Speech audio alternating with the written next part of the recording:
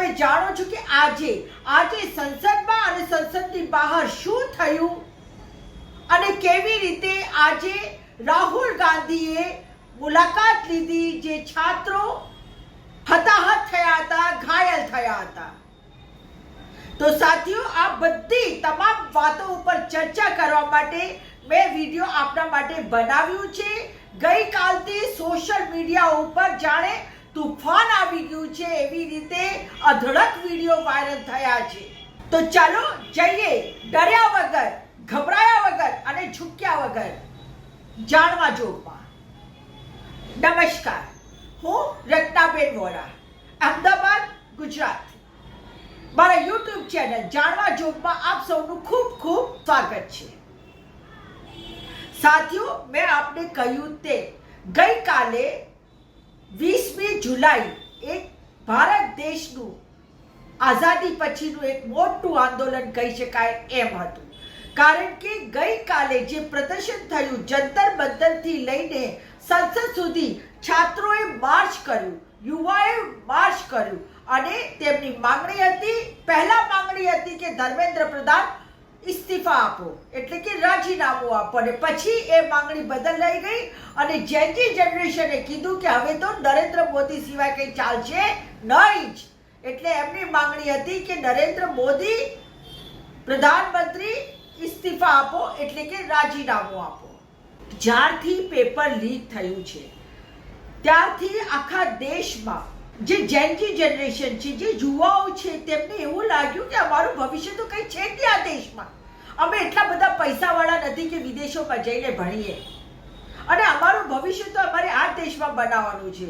Doctor, engineer બનવું છે તો આ દેશમાંથી જ બનવું છે, પરંતુ એમનું ભવિષ્ય તો અંધકારમય કરી દીધું છે આ મોદી સરકારે। છેલ્લા 12 વર્ષથી સ્કૂલો બંધ, કોલેજો બંધ, ફક્ત ને ફક્ત પ્રાઇવેટ યુનિવર્સિટીઓ ચાલે છે, અને એમાં પણ એક ડોક્ટર બનાવવા માટે 1 કરોડ રૂપિયા હોય તો પછી ડોક્ટર બનાવાય। અને એવા સંજોગોમાં જે નીટની એક્ઝામ હોય છે, જે મેડિકલ સ્ટુડન્ટ્સ તૈયારી કરતા હોય છે, એ નીટની એક્ઝામ લીક થઈ ગઈ અને પછી કેન્સલ થઈ ગઈ, અને એક નહીં આવી અનેકો એક્ઝામ કેન્સલ થઈ છે, લીક થઈ છે।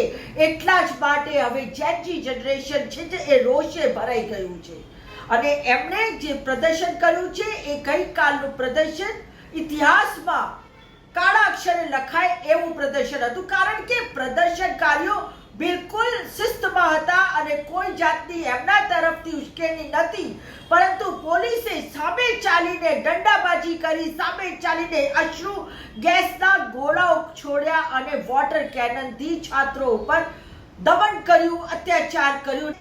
આ લોકોએ તો જે બ્રિટિશર્સની જે સરકાર હતી, જે બ્રિટિશર્સમાં જુલ્મ થતું હતું, અત્યાચાર થતું હતું, શોષણ થતું હતું, દમન થતું હતું, ને જેવી રીતે ભારતીયોને મારી નાખવામાં આવતા હતા, એ જ ટાઈપનું દમન લોકોએ ગઈકાલે જોયું। અને છાત્રોની સામે નાના નાના ભૂલકાઓ જેવા છાત્રો 10 વર્ષના, 15 વર્ષના, 14 વર્ષના અને યુવાનોની સામે લાઠીચાર્જ કરવામાં આવ્યું છે।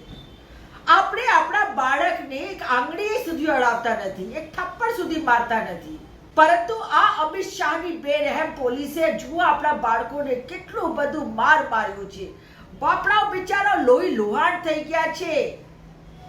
તોય લેકિન એક વાત તો કહેવાની કે જેનજી જનરેશનના ઉત્સાહમાં કોઈ કમી નથી। છાત્રો અને યુવાઓને આવવા ન દેવા માટે દિલ્હીની જે મેટ્રો સ્ટેશન છે, રાજીવ ગાંધી ચોક, એ બંધ કરી દેવામાં આવ્યું, ત્યાંની બધી રસ્તાઓ બંધ કરી દેવામાં આવ્યો, ઝામર લગાવી દેવામાં આવ્યો, પરંતુ આપણા છાત્રો અને યુવાઓએ સમજી ગયા કે હવે જો લોકતંત્ર બચાવવું હશે તો આગળ આવવું જ પડશે, બહાર નીકળવું જ પડશે, નહીં તો આ મોદી સરકાર બધાને ખતમ કરી નાખશે, લોકતંત્રને અને મોદી સરકાર આ સંવિધાનને ખતમ કરી દેશે। એટલે જુઓ, ગઈકાલે જય ભીમના નારા સાથે છાત્રો નીકળ્યા, ઇન્કલાબ जिंदाबादના નારા સાથે છાત્રો નીકળ્યા। सरफरोशी की तमन्ना अब तो हमारे दिल में है, देखिए जोर की तरह बाजुए कातिल में है, એવી બધા નારાઓ સાથે નીકળ્યા। उठ पड़ो कि अब तो कोई काम होना चाहिए, बातों के सिलसिले पे लगाम होना चाहिए, એ રીતે ગીતો ગાતા નીકળ્યા। ફૈઝ અહમદ ફૈઝની કવિતાઓ ગાતા નીકળ્યા। वो तख्त गिराए जाएंगे, वो ताज उछाले जाएंगे।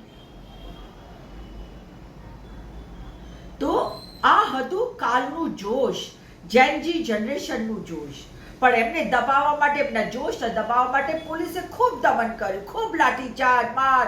એમને જો છોકરીઓને કેવી રીતે દંડાઓથી મારી રહ્યા છે, એમના શરીર ઉપર દંડાઓ કેવી રીતે ઘુસાડી રહ્યા છે, જુઓ કાલની બર્બરતા જુઓ. પરંતુ આજે પણ દિલ્હી શાંત નહોતું. એટલા માટે રામ મનોહર લોહિયાની 2 લીટીઓ મને આજે યાદ આવે છે કે જબ સડકે સુનસાન હો જાતી હૈ તો સંસદ આવારા હો જાતી હૈ. પરંતુ કાલથી લઈને આજ અને અત્યાર સુધીમાં जो भारत देशની जागरूक जनता છે એમને બતાવી દીધું છે કે સડકે હમ સુનસાન નહીં હોને દેંગે. આજે રાહુલ ગાંધીજીએ રામ મનોહર લોહિયા હોસ્પિટલમાં જઈને જે જેનજી જનરેશનને જે ઘાયલ હતા એમની મુલાકાત લીધી, એમને સાંત્વના આપી અને ત્યારબાદ તો પોતે વડાપ્રધાન મોદીના ઘરે ગયા અને ત્યાં એમની નિવાસ સ્થાન ઉપર જ ધરણા પ્રદર્શન કર્યું. જુઓ કેવી રીતે આ પ્રદર્શન ચાલી રહ્યું છે રાહુલ ગાંધી દ્વારા. અને એમાં પછી છેલ્લે રાહુલ ગાંધીજીને તો ટીંગાટોળી કરીને આ પોલીસ લઈ ગઈ, બધા સાંસદોને ટીંગાટોળી કરીને આ પોલીસ લઈ ગઈ. તો સાથીઓ, જોયું આપે દેશમાં સડક હોય કે સંસદ, તમામે તમામ લોકો નરેન્દ્ર મોદીની સામે આંગળી ચીંધી રહ્યા છે કે આ વોટ ચોર જવો જ જોઈએ. મંદિરમાં ચોરી કરનારો માણસ હવે જવો જ જોઈએ. પોતાના મિત્રોના ઘરો ભરનારો માણસ હવે જવો જ જોઈએ. અને જેનજી જનરેશન હવે સડકો પર આવી ગઈ છે. એને ખબર પડી ગઈ છે કે જો આ માણસ રહેશે, હજી થોડા દિવસ રહેશે તો એમનું જે ભવિષ્ય છે બિલકુલ બરબાદ થઈ જવાનું છે. તો સાથીઓ, ગોદી મીડિયા, હવે ગોદી મીડિયાનો રોલ જુઓ. ગોદી મીડિયા તો એમ બતાવે છે જાણે કે ભારત દેશમાં તો બધું સારું સારું થઈ રહ્યું છે. જો ભારત દેશમાં બધું સારું જ હોય તો પછી દરેકે દરેક ક્ષેત્રમાં આટલું બધું રોષ કેમ, આટલો બધો ગુસ્સો કેમ? આ જ પ્રશ્ન સાથે હું મારો વિડીયો આજે અહીંયા સમાપ્ત કરું છું. આશા રાખું છું કે આપને મારો વિડીયો પસંદ આવશે. અને જો આપને મારો વિડીયો પસંદ આવે તો આપ મારા YouTube ચેનલ જાણવા જોગને સબસ્ક્રાઇબ કરો, વધારે વધારે શેર કરો અને વધારે વધારે લાઈક આપો. સાથે જ આપ મારા ફેસબુક પેજને પણ ફોલો કરી શકો છો, ઇન્સ્ટાને ફોલો કરી શકો છો, એક્સને ફોલો કરી શકો છો. ફરી મળીશ એક નવી વાત સાથે, એક નવા વિડીયો સાથે. નમસ્કાર.